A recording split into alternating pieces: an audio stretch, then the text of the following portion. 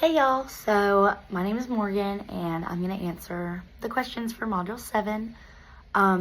First up, I remember the question being what I thought was the most difficult adjustment that couples, when they first get married, might face, and in my opinion, what I foresee being possibly a big thing to adjust to for me and just peers is the family aspect. I know the beginning of a marriage can be hard, setting boundaries, or at least I've been told and seen that it could be hard to set boundaries with the family members of your partner's family, especially those that you might not be as close with.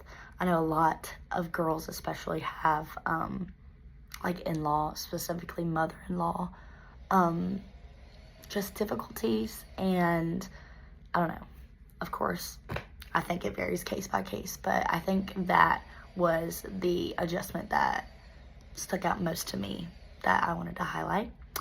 The second question I remember is something that I thought was interesting about the video where folks are choosing not to have children. I thought the terminology that the speaker used, how she felt often cross-examined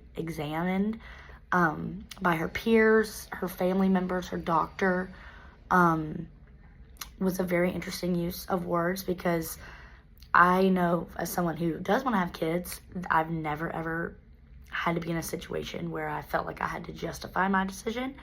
So I found that she felt like she was often being interviewed, and like people were trying to trip her up and ask her like, what if your mind changes? What if blah, blah, blah?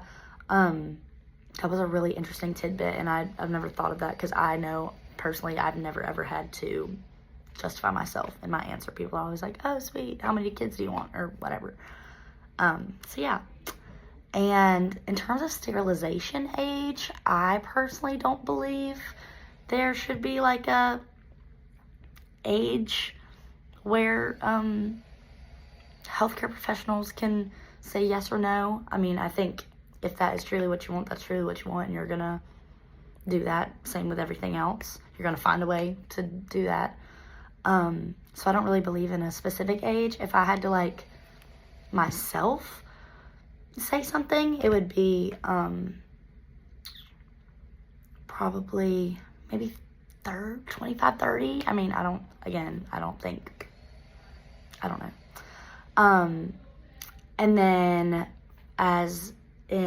for the spanking videos, I specifically thought that the doctor in the video, an interesting tidbit that he talked about was how the worst age, of course, spanking and any corporal punishment is bad for children at any age, but specifically he said something along the lines of like, do not attack your kids in that way, physically or verbally, when they're in that infant to toddler stage, because those are just very formative years. And the AAP, the American Academy of Pediatrics, I remember recommended, instead of physical punishment, spanking things, positive reinforcement was something that I know they highlighted, as well as just like general redirection. I think that's an important thing that I think parents can really, really successfully implement in their parenting style if they choose so.